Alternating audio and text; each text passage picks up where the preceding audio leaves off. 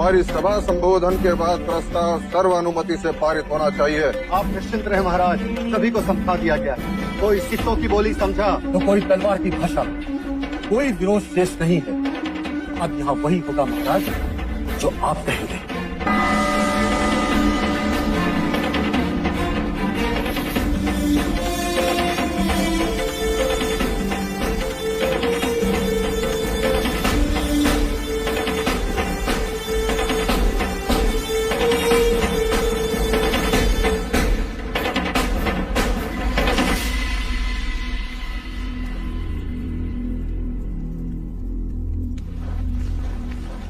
आज की तत्काल सभा का तात्पर्य यह है कि मैं कौशल राज और मगध पर आक्रमण करना चाहता हूं।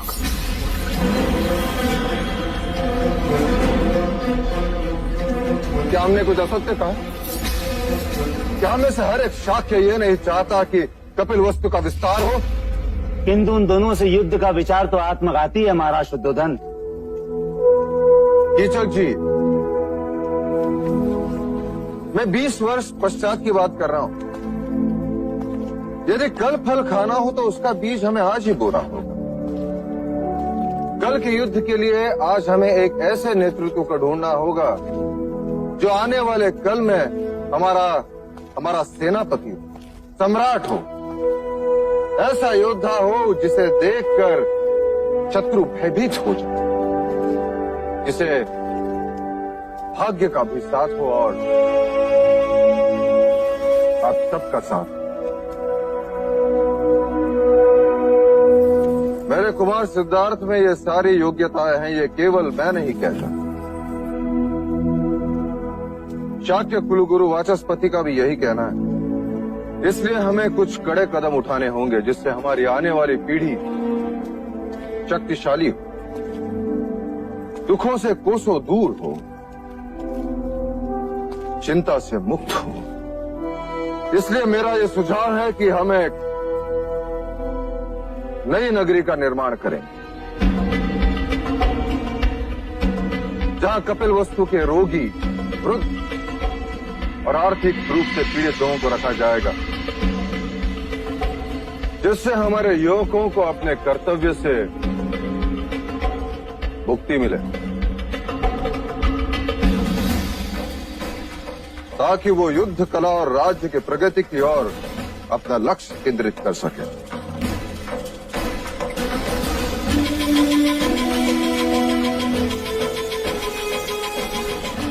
यदि मेरे प्रस्ताव पर किसी का विरोध हो तो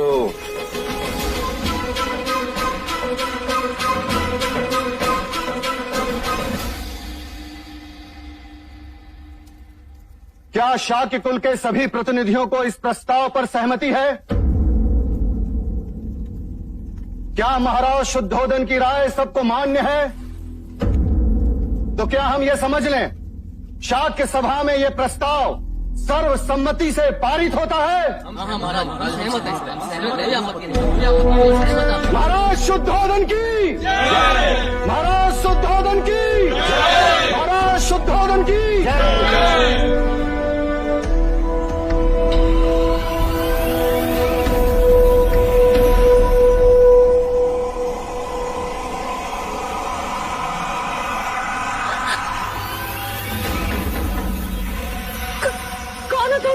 हाँ, हमारी दादी तंत्र मंत्र जानती है, आपने कहा था ना। लीजिए, इस बादाम को आप अपने पास रखिएगा, देखिएगा आज आपको कोई न कोई शुभ संदेश मिलेगा। हाँ ठीक है, जाओ यहाँ से। शुभ संदेश मिलते ही इसे पानी में बहा दीजिएगा। हाँ ठीक है, जाओ। आओ दादी।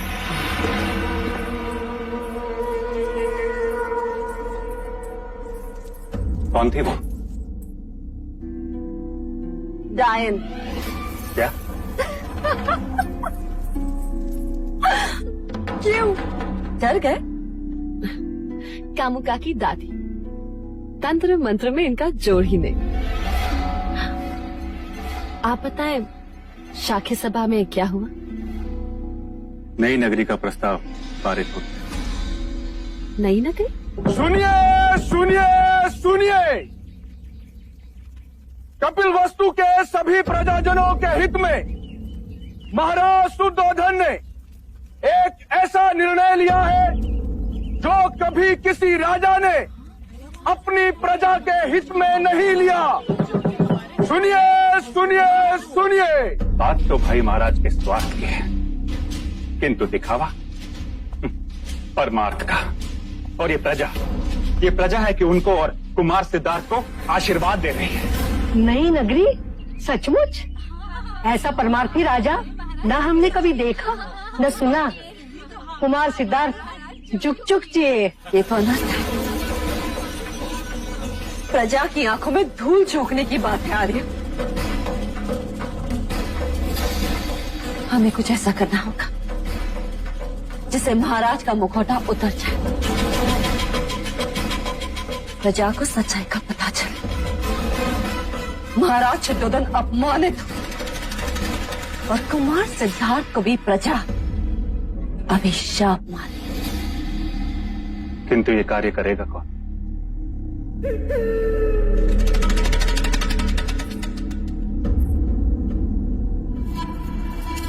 कामुका। नई नगरी का लाभ लेने के लिए सभी गरीब, वृद्ध और रोगियों को 2 दिन में कपिल वस्तु छोड़कर वहां जाना होगा। यह फैसला जनहित में है, इसलिए महाराज आप सभी से सहयोग चाहते हैं जिससे बल का उपयोग ना करना पड़े। ऐसे कैसे बोल रहे हैं ये लोग? हाँ, ऐसे कैसे कर सकते हैं राजा, बताओ तो।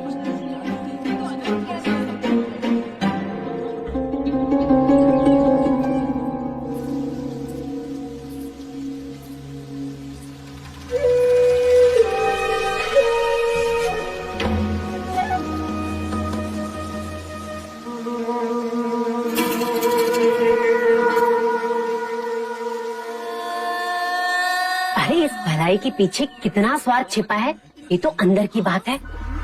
एक बार यहाँ से निकले ना तो मानो पहुँच गए शमशान घाट। अरे उसके बाद तो वापस आने का नाम भी नहीं ले पाओगे तुम लोग। ये सब किसके कारण? कुमार सिद्धार्थ के कारण। कहते हैं उन्हें दुख नहीं दिखना चाहिए वरना कुमार सन्यासी हो जाएंगे। इससे तो अच्छा होता कि कुमार पैदा ही ना होते। महल में दिए जले इसलिए हमारे घर में अंधेरा। अरे ये कहते हैं बड़ा भाग्यशाली है, जन्म लेते ही माँ को खा गया और अब बड़ा हुआ तो ये कपिल वस्तु खाली करवा रहा है। ये कैसा भाग्यशाली है? हाँ, महाराज को रोकिए महादेवी प्रजापति। पुत्र प्रेम में पिता अंधा हो सकता है, ये तो सुना था, पर इतना क्रूर, इतना कठोर भी हो सकता है, ये पहली बात है। क्या हुआ मंगला दीदी? महाराज कपिल वस्तु से सारे दुखी, निर्धन, वृद्ध, रोगियों को राज निकाला दे रहे हैं। क्यों? युवराज सिद्धार्थ के लिए, जिससे वो दुख ना देखे, उनमें करुणा ना उपजे और वो कभी सन्यासी ना बने। महादेवी माया होती ना तो ऐसा कभी नहीं होने देती।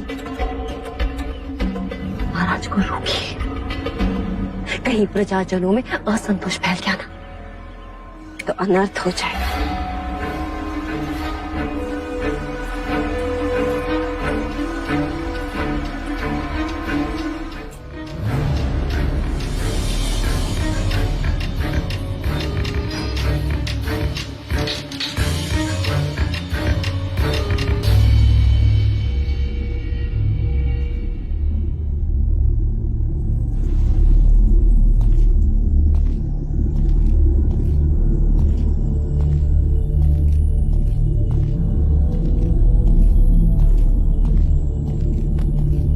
प्रजापति तुम? बहुत ठेस पहुंची है देव। यदि महादेवी माया जीवित होती तो क्या आप उनसे भी यह बात छुपाते? कौन सी बात? यह कैसा न्याय है देव कि मुनिवर असित ने भविष्यवाणी की और आपने पूरे कपिल वस्तु को बेघर कर दिया। अच्छे भविष्य के लिए वर्तमान को दंड भुगतना ही पड़ता है देवी। किसका भविष्य? कुमार सिद्धार्थ का। तो उसके लिए प्रजा क्यों दंड भुगते? अभी भी समय है देव, अपना आदेश वापस ले लीजिए, अन्यथा प्रजा का रोष हमें जीने नहीं देगा। क्या मिलेगा आपको यह करके? कपिल वस्तु को भावी सम्राट जो संपूर्ण भारतवर्ष पर राज करेगा। प्रजा को दुखी करके कभी कोई राजा खुश नहीं रह सकता देव। किस किस से दूर रखेंगे आप कुमार को? प्रकृति के भेद छुपाए नहीं छुपते। आप उनसे मनुष्य का दुख छुपाएंगे, मृत्यु छुपाएंगे, किंतु वृक्ष से गिरते पीले पत्ते कैसे छुपाएंगे? मुरझाते फूल कैसे छुपाएंगे देव? देवी, तुम्हारी भावनाएं मुझे दुर्बल कर रही हैं। और पुत्र प्रेम आपको निष्ठुर। कहीं ऐसा ना हो कि कुमार बड़े हो और इस कांड का उल्लेख निकले तो उनका सर शर्म से झुक जाए। प्रजापति, ये मत भूलो कि मैं उसका जन्मदाता हूँ। मेरा अधिकार तुमसे बढ़कर है। मैं उसके लिए जो कुछ भी कर रहा हूं उसके हित में कर रहा हूं। ना वो दुख देखेगा ना मृत्यु जिससे वैराग्य उत्पन्न होता है।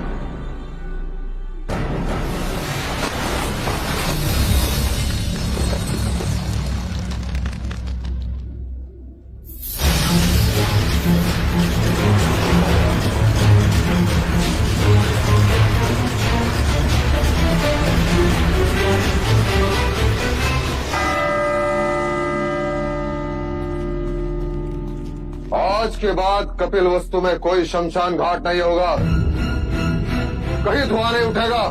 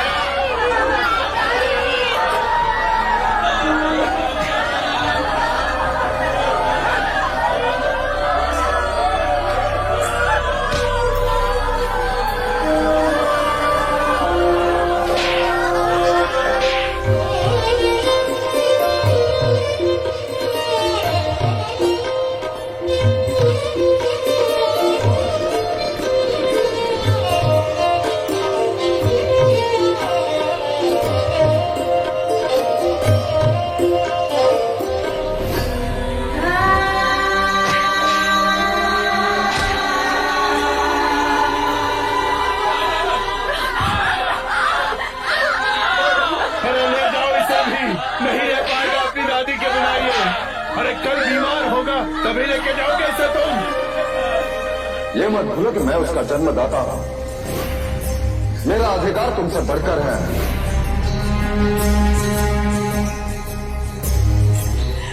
महादेवी, महादेवी, ये मनुष्यता नहीं है महादेवी। जब करुणा ही नहीं होगी तो मनुष्यता कहाँ से होगी? इतना अत्याचार मत करो हम पर, मत लो हमारा अभिशाप। हम पर जो बीती है ना वो एक दिन तुम पर भी बीतेगी, और जिसके लिए तुम हमें बेघर कर रहे हो वही तुम्हें एक दिन त्याग कर चला जाएगा।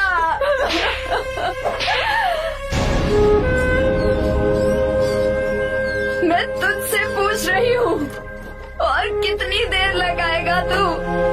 और तू कब से निष्ठुरों का साथी बन गया? बोल, चुप क्यों है तू? क्या हमारा दुख कुछ तक नहीं पहुँचता? इस आतंक को देखकर तेरी आंख से आंसू क्यों नहीं बहते?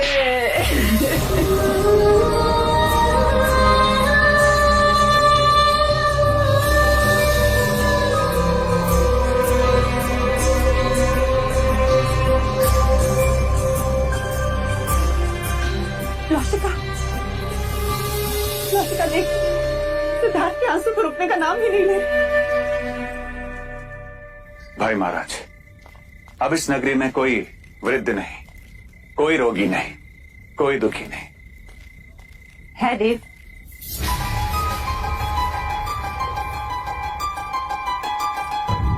कौन दुखी है?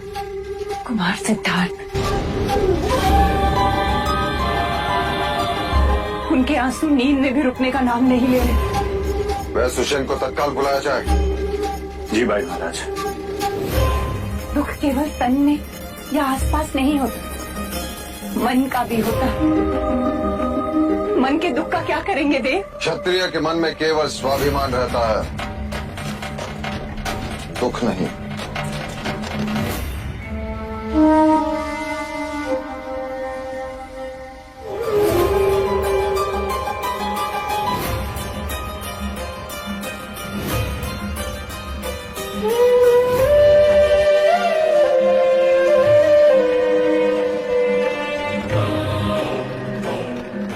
कुमार ने अवश्य कोई डरावना सपना देखा, इसी कारण नींद में आंसू बहे होंगे,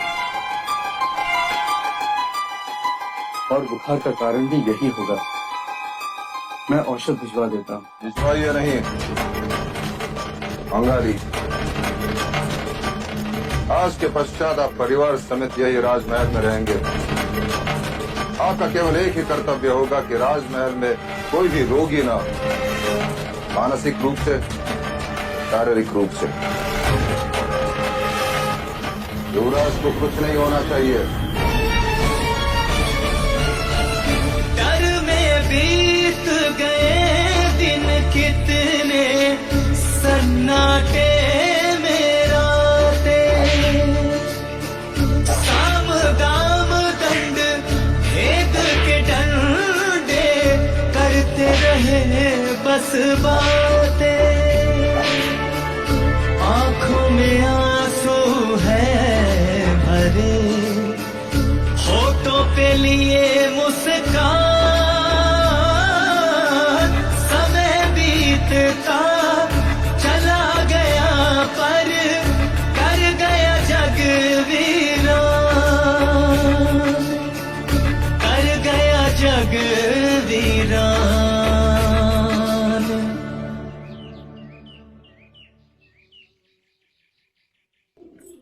सिद्धार्थ, सिद्धार्थ, सिद्धार्थ, देवदत्त,